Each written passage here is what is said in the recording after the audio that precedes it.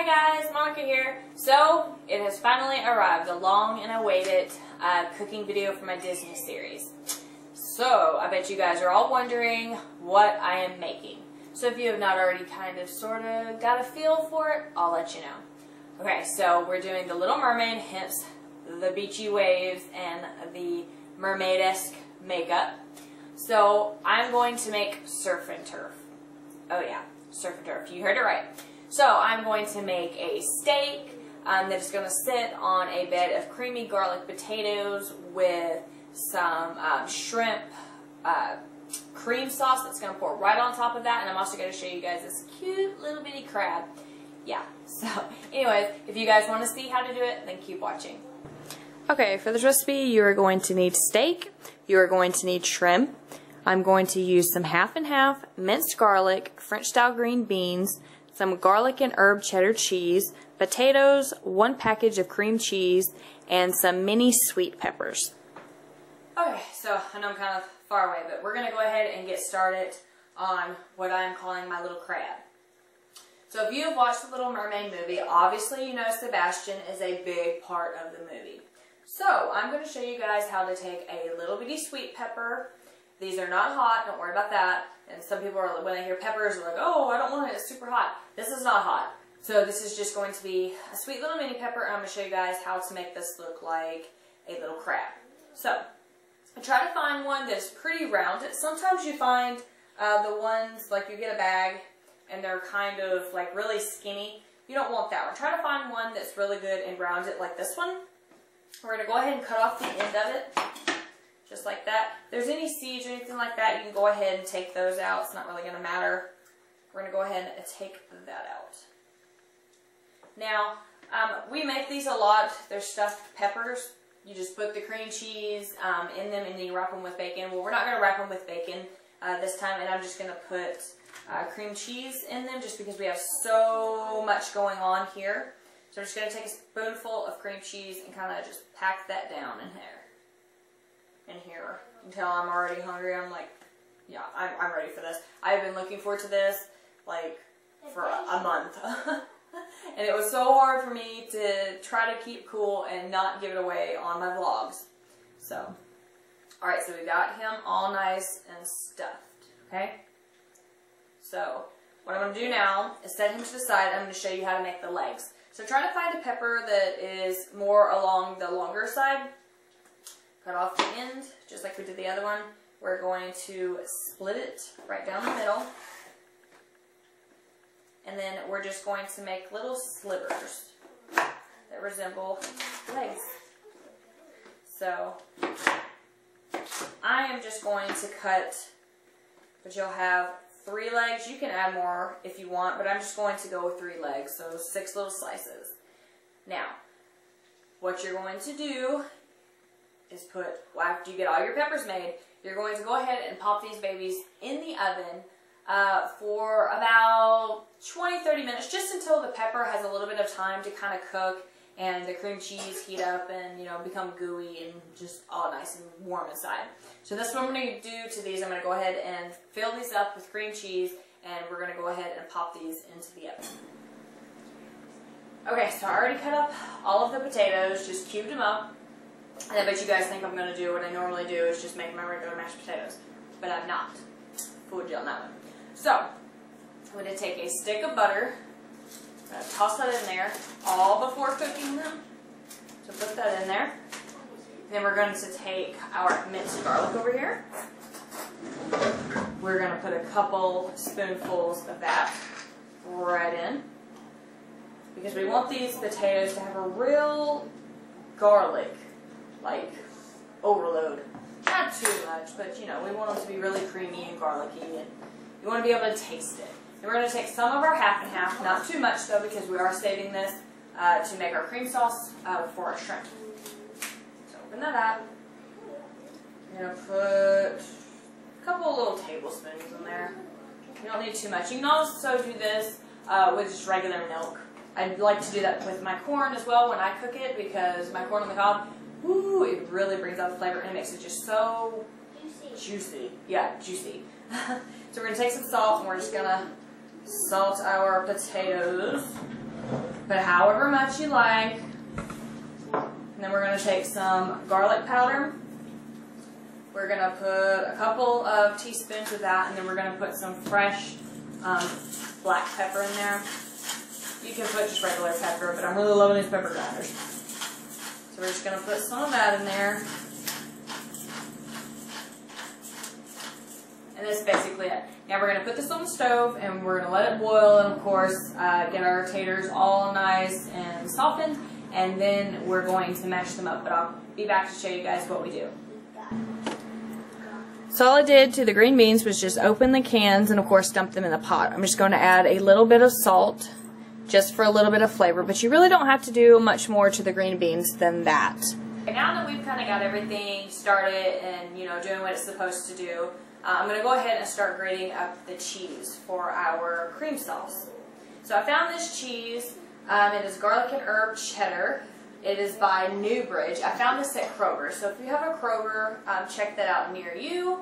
Also, Walmart has some special cheeses over there in the deli section, so you can check that out as well. If you cannot find this cheese, then you can use whatever you'd like.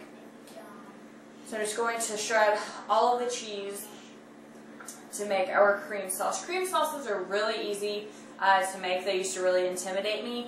And I thought you had to use just one type of cheese for it, but when I started, kind of messing around with stuff, I realized that you could make so many different cream sauces. And I like this one. I love it. So I'm just going to shred all of this up, and then once I get done shredding this, the peppers should be done in the oven.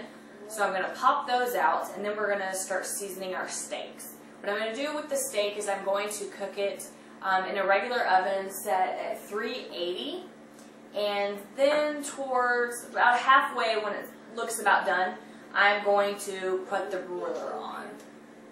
I like my steak very well done, and the kids like theirs like that. So Dell, he likes his kind of pink inside, so I'll leave his out just a little bit.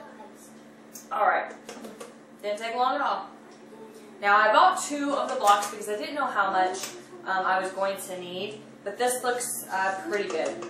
They're about almost 4-ounce blocks, so you should be good to go. So we're going to go ahead and just set this to the side, and then I'm going to peek at the peppers, and then we'll be back to season the steak. Alright, now we can season the steak. So I'm taking all the wrappers off. And because I will be touching the meat and then flipping it from side to side, I like to put my seasoning into a little cup. Now this is what I call my house seasoning. And I know a lot of you are like, what? Your house seasoning? What is that? Okay, well, basically pretty much in everything that I cook, I use these same ingredients. So I use salt, pepper, garlic powder, and onion powder. That is what I call my house seasoning. So I just like to mix that in a little container. I actually have it in a little jar that's in my cabinet. I haven't used it in a while because I've just been so used to just grabbing stuff out, but I like to mix it in a little container, and that way all I can do is just grab it out and sprinkle. Anyway, long story short. So we're going to go ahead and start sprinkling our mixture on our steaks. So I'm going to go ahead and do it while it's here in the little tray it came in. I don't go too fancy with the seasoning on the steak just because I want the flavor of the steak to come out more than anything else. So we're going to go ahead and flip that side over, put it on our pan. Do the same thing to this one. Now I bought all of the kids their own little steaks here. The adults have, of course, the bigger ones because we are a little bit bigger. So I'm going to take what is left, and I'm just going to just kind of sprinkle it all across their little bitty steaks right here. If you guys hear them in the background, they're playing a game over there, waiting very patiently for dinner. Okay, so we're going to go ahead and start taking them off, putting them on the pan, and then we're going to use the rest of it to coat them. I was lucky when I bought these steaks because they were having a good sale on them at my local grocery store. So I kind of lucked out on that one. It's like it was meant to be. Which I'll take the rest and just kind of sprinkle it. Alright, so now we're going to go ahead and pop these in an oven. a 380-degree oven for about 10 to 15 minutes, and then we're going to turn that off, turn the broiler on, and let that do the rest of the work.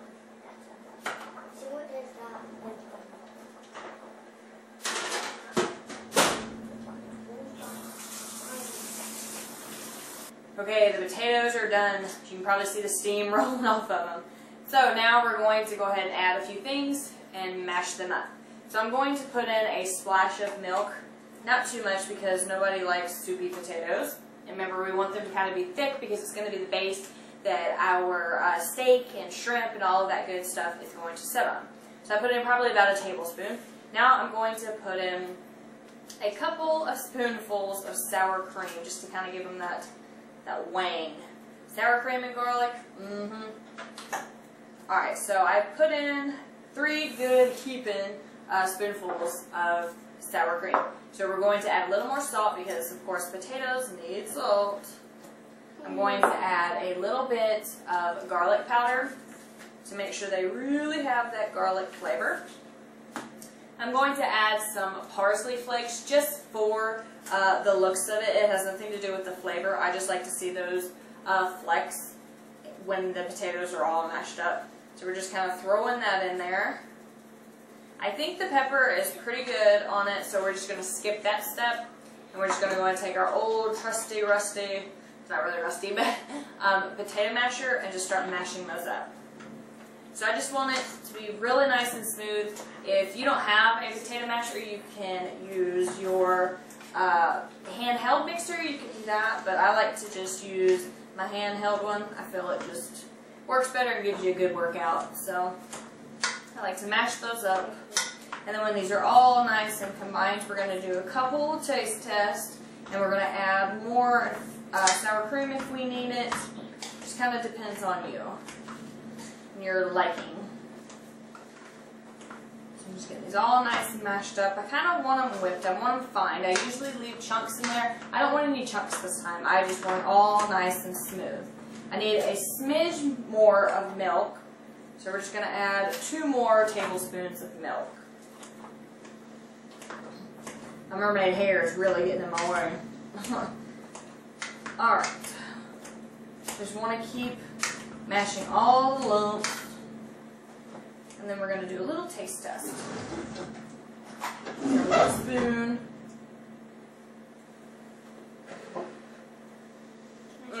That is perfect. I don't need to add anything to that.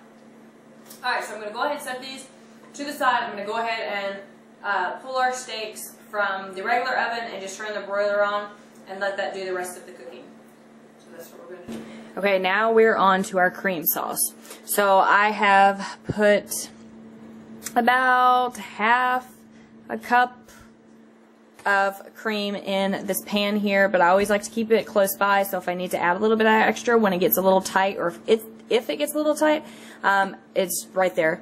So I put the cream in the bottom, the half and half, and then I went ahead and put our cheese, a teaspoon of the minced garlic, and I sprinkled a little bit of salt and a little bit of pepper, and then some of the parsley flakes. So we're going to go ahead and turn this on low. Kind of hard to hold a camera and do this, but we're going to make it work. We're going to turn it on low. We're going to get our cheese kind of spread out there. Mix that garlic in. Now we don't want this to come to a boil or anything like that. We just want to be able to melt the cheese and incorporate all of that together. I'm pretty sure we're going to have to add a little bit more of the half and half, but we'll kind of see how that goes. So I'm going to let this come up to heat and get all nice and warm and let the cheese start to melt. And then we'll come back and we'll see what it looks like and what I think. Okay, so as you can see, it's kind of starting to thicken up. Right before it gets to gravy-like, consistency, we want to take our shrimp and throw those in. So I went ahead and taken the tails off of the shrimp. So we're just going to kind of stir these in here. And shrimp they don't need very long to cook, so you don't need to cook it that long. If it starts getting a little too tight, you can always add a little bit more extra half and half. But I think this is just right. So I'm going to let this kind of hang out and do its thing for about 3 to 5 minutes. And then I want it to kind of tighten up just a little bit so it's not so liquidy. So I'm going to let this do its thing for about 3 to 5 minutes, and then we'll pull it off and we'll start assembling everything. Okay, so what I did was I put down a bed of potatoes. I set the steak on top, and then of course I put the shrimp cream sauce right on top. These are optional.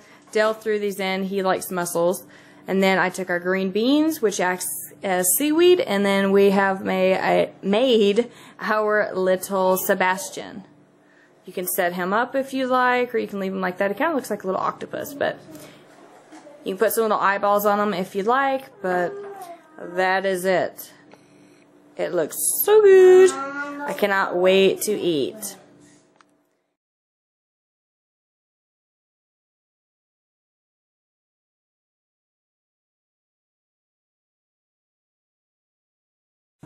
Okay, for the dessert, you are going to need some shortbread cookies, some blue cake frosting, and some type of candy that looks like a little pearl. Also, a little sandwich bag or a little Ziploc bag. Okay, so now on to our dessert. So all I've done is taken our Ziploc bag, our little sandwich bag, I've scraped all of the frosting out of our container, and I put it here into the corner of the bag. So I'm going to cut the tip off in just a second when I'm ready. What we're going to do is we're going to take our little cookies and we're going to lay them, the flat side we want pointing up. So the real pretty side we're going to leave down, but the flat side we want to leave up. So what we're going to go ahead and do, let me zoom in so I can actually show you guys in detail what we're doing instead of you looking from afar.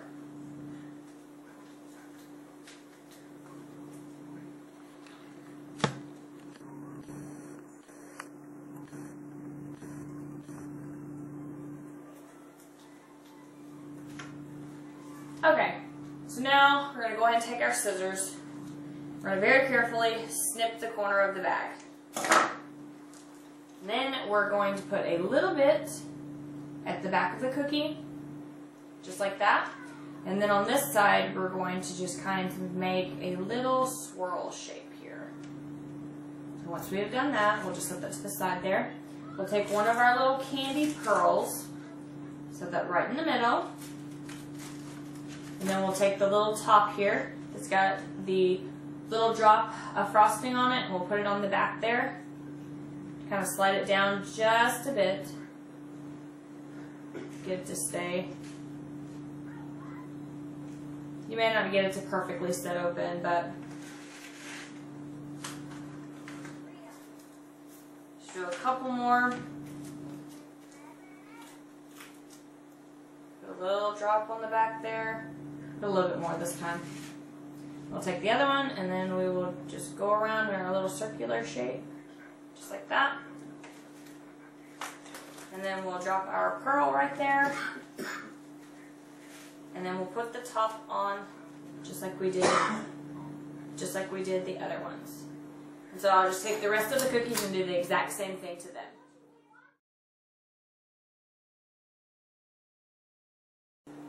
Okay guys, that is it. How cute was the dessert? Okay, that was really cute.